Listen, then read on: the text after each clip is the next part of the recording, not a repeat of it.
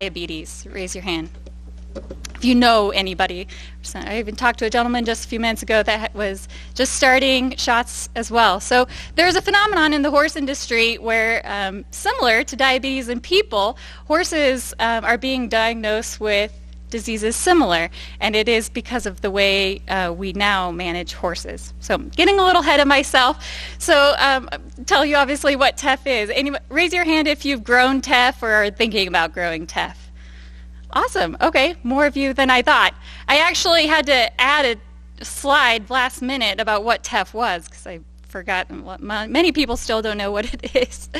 I'm going to talk about the the equine industry as it is right now, why you might be hearing more demand for low carb hay in general, and therefore Teff. I mostly want to talk about that. I want to talk about why I'm here. I think that's a more interesting story than the research we did. And yes, we did, over 3 years of research on Teff hay at WSU, but I actually think the why is a little more interesting, so I'm going to use my time with that. I'm going to ask you guys to consider a very new way of thinking about forage. Hi, haven't seen you in a while. Anybody, raise your hand if you are growing hay for the horse community at all. Okay, so I am here talking to you. Raise your hand if you are growing horse hay, if you've been asked for low carb hay. All the same hands went up. Okay, so that's why I'm here. But Teff, if you're not familiar with Teff, it is the most important thing to know, it's a warm season, what we call C4 grass. A very different species than what we're used to feeding horses up in the PNW, which is Timothy and orchard grass for sure.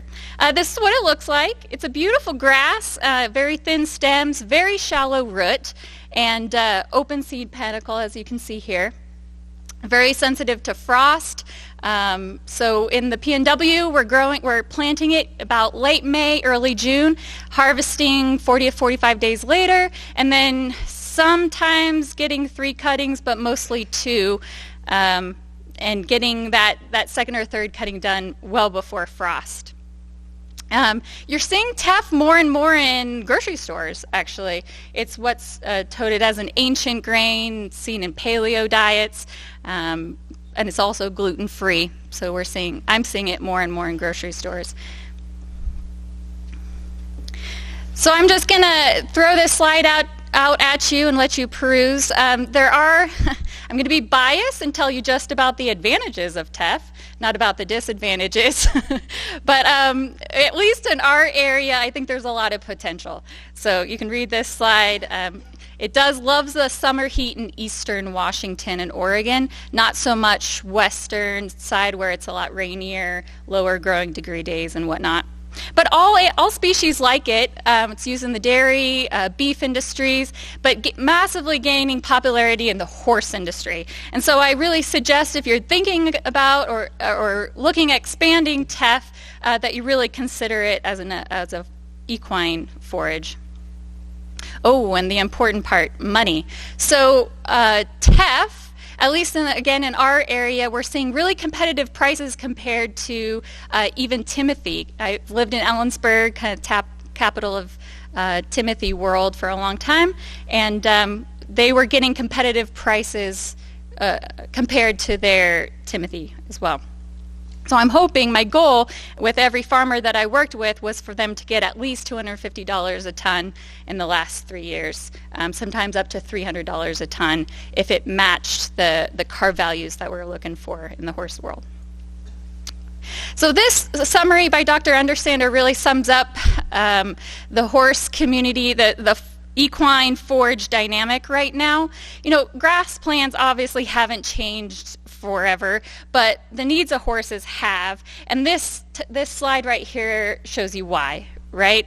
Horses are being urbanized more and more every single day, and so they're being more confined. The majority of farms that I go to on a daily basis for my job as an equine specialist look like the one on the bottom. We go through stall after stall after stall of horses that get very little turnout, and so hay is their primary forage. And those farms are spending a lot of money on the forage that they do buy.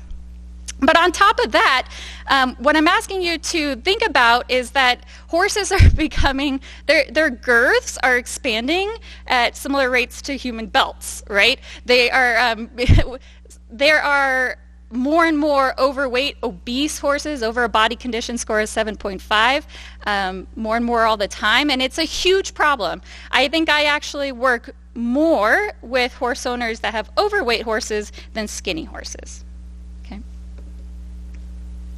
Now, this overweight problem, this obesity epidemic in the horse world is really important if we really narrow it down to one particular disease called laminitis.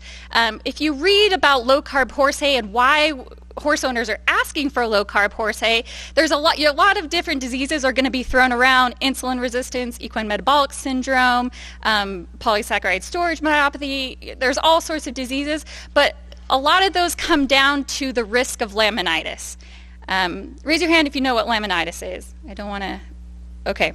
So basically what's happening, you're seeing a cross-section of a horse's hoof, and what's happened is the lamini holding the hoof wall to the coffin bone inside gets weak. And they think that about 80% of these laminitis cases are metabolic. Okay, those horses are having reactions to things in their diet. So these lamini becomes weak and separates, allowing the coffin bone, the bone inside the horse's hoof, to rotate. So it's the number 2 cause of horses being euthanized in the United States. And so when we get obese horses, we bring them closer and closer to the threshold of laminitis. So this is, to me, the root problem, especially when you think about the amount of money the equine industry spends on laminitis alone. It's very significant. So herein lies the benefit or the potential for the Western forage industry.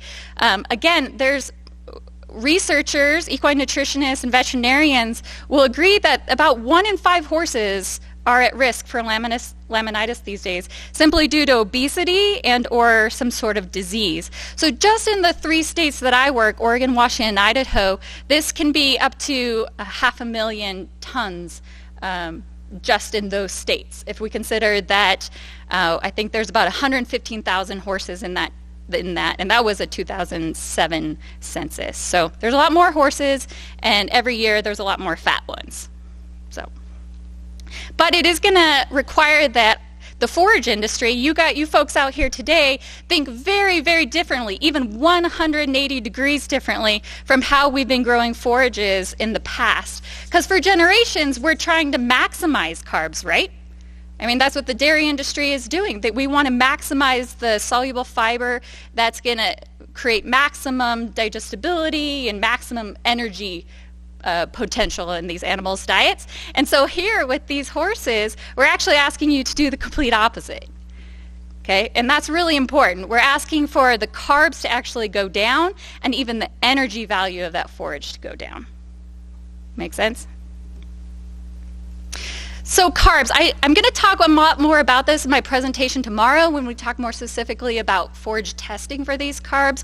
But if this low-carb horse phenomenon is new to you, basically what the horse industry is asking is that the carbs on the left, so this is a spectrum of carbohydrates, everything from table sugar to celery sticks, okay, from simple to complex, from non-structural to structural. On this spectrum of carbohydrates, we're asking that the ones on the far left, the really simple ones like mono and disaccharides, are less in the forage product that you're producing, particularly for these horses.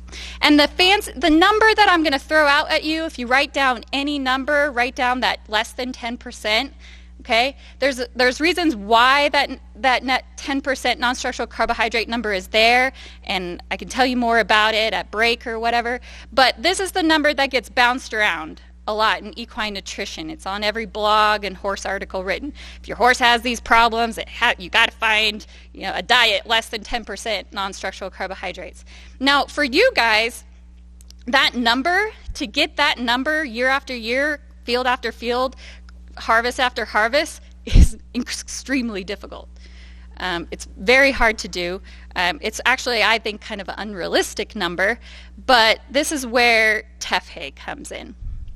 Okay. And the other bummer about these carbs is that we can't look at a forage, no matter what that forage species is, we can't look at it and give any indication as to what the non-structural carbohydrate value is. We have to test for it. Okay. So point number one, if you're going to grow teff, for the horse industry, you absolutely must test for the carbohydrate values, because that's what horse owners are looking for. So, am I doing on time? 9 minutes. Okay. Okay, so I met Dr. Steve Franson. Well, I first talked to him over the phone about 4 years ago. First conversation I had with him, I was asking him a lot of questions about carbohydrates and teff. I was developing a product for the last company I worked for. And I said, how do we get more low-carb teff out there? And he literally, I'll never forget it, he said, that's a good question. You should study that. And so a month later, I was enrolled at WSU and finished my master's degree last December. And we went gangbusters. We actually looked not just at these factors here across 2 states. We actually looked at temperature, growing degree days, temperature at harvest, as well as maturity, which is the M, the amount of nitrogen given to teff. We looked at varieties. We looked at 4 different varieties of teff, time of day cut, and cutting height. So I'm just going to run through just this top 3 high-level results of our research. Again, I think this is the lesser important part than why we're doing this for you guys right now. We have papers. You can read the proceedings paper on the if you want to know more about the research results. But number one factor for making low carb teff hay is to fertilize it appropriately with nitrogen. This factor really kind of trumps all the others. So, and this is really, really important, because at least in my area where teff is grown as a maybe an emergency crop or a rotation to get weeds out, and they don't want to invest much in it, chances are it's, if you don't invest some nitrogen in this teff, it's not going to be palatable, if you will, to the horse industry for a multitude of reasons. So this investment in nitrogen is huge. So what happened, we gave this crop 0, 30, 60, and 90 pounds equivalent of nitrogen over 2 years in 2 locations, and this is a conglomerate of that information. Basically what this chart is telling us is that the ESC and WC, which are part of NSC value, that 10% I gave you, if the plant is not getting enough nitrogen, it's going to have more non-structural carbohydrates at harvest. Okay, and this N of 50 line that I cut down the middle, this is the recommendation. It actually comes from Dr. Steve Norberg's research and some others. But basically, we want to give this plant, we don't want this plant wanting for nitrogen. And that 60 pounds per acre was the sweet spot. Maturity is important. As you can see from this chart, again, 2 years, 2 locations, we harvested at boot stage, at early heading stage, and then late heading. There was about 10-day difference between these harvests. And as you can see, the boot stage, the younger plants, teff plants, were the lowest in these carbohydrate values. I have a little star next to the early heading because we're also considering yield here, right? You don't want to be cutting your teff too soon, of course, to maximize profits. So early heading kind of balances out that yield, as well as the actually balances out the digestible energy too. The boot stage is obviously going to be a lot higher in calories, and again, a lot of these horses are fat. So again, harvesting teff optimally for the low-carb horse hay industry is at early heading. Time of day was really interesting. We've all heard to cut hay. When do you cut hay to maximize digestibility and profit or in animal performance? You cut it in the afternoon, right? Well, if we're making low-carb hay, we cannot cut it in the afternoon. We got to reverse engineer. So, and that's what our teff research told us. On one location over 2 years, we cut teff hay at a farm outside of Walla Walla about 6, 7 o'clock in the morning, at noon, and then 5, 6 o'clock in the afternoon. And what was interesting about this is there was no significant difference between morning and noon. So I actually thought this was a really positive result, not one I expected, but a positive result because it gives you more time, right? You don't have to jump out there at the first break of dawn and cut it when it's wet, but our recommendation is definitely stop cutting at noon. Come back the next day.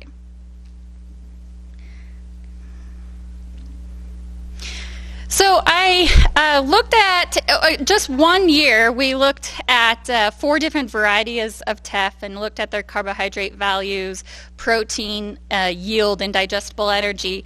And what was really interesting about this is that there was actually a significant winner, if you will. One variety in particular, I'm not going to tell you the name because I think it would probably vary depending on location, region. But there was one particular winner that was lower, significantly lower in non-structural carbohydrates, but not significantly higher in protein, no significant higher yield or digestible energy change. So I found that really, really interesting because what that means is, if this low carb teff thing goes gangbusters, like, of course I hope it will someday, we can actually start choosing teff varieties specifically for to be lower carb. 3 minutes. Thank you. Perfect. Okay. Like I said, digestible energy is important. Thinking about, again, the demographic you really want to target, or I think you should target with when growing teff hay, are a lot of overweight horses. So a lot of, and this is the demographic that will pay the extra premium. Okay, so we don't want this teff hay really high energy. We actually want it moderate to lower energy than like Timothy or orchard grass. Okay, so again, early heading is the sweet spot for maturity. So to sum things up, I wanted to show you a comparison, the best comparison I think I can show you for our 4-year mean on teff.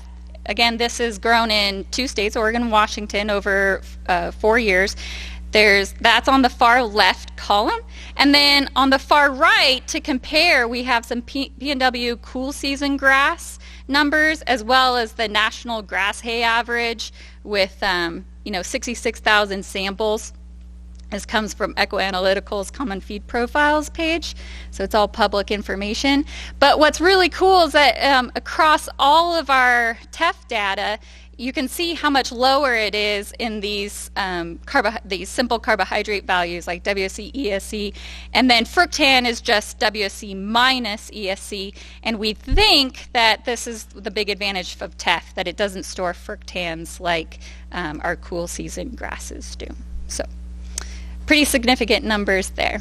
That's really positive. So to sum things up, if you're growing teff next year or considering it, here are the factors to consider. I suggest in year 1 that you really focus in on the 3 on the left. So the ones that we went over, show you some bar graphs of. That's nitrogen fertilization, time of day harvested, and maturity at harvest. And then for refinement over time, you can consider things like cutting number. Across all of our research, the second cutting had the lowest NSE values. We can look at maybe focusing in on particular variety, and then location was important too. So teff loves heat, and we definitely saw an advantage between our locations for places that had temperatures that went over 90 or even 100 degrees. So, and then also soil quality, of course. So I'll finish with some recommendations. This is our guide, our guidelines, if you will, if you are considering teff hay, again, for the low-carb horse hay industry. I hope you'll find me afterward and ask more questions if you are. But from our research and research that's been previously done on teff in the West, these are our recommendations. So here's my contact info. I do prefer phone if you'd like to call or text. I do a lot of driving for my job, so phone phone is preferred. Thank you.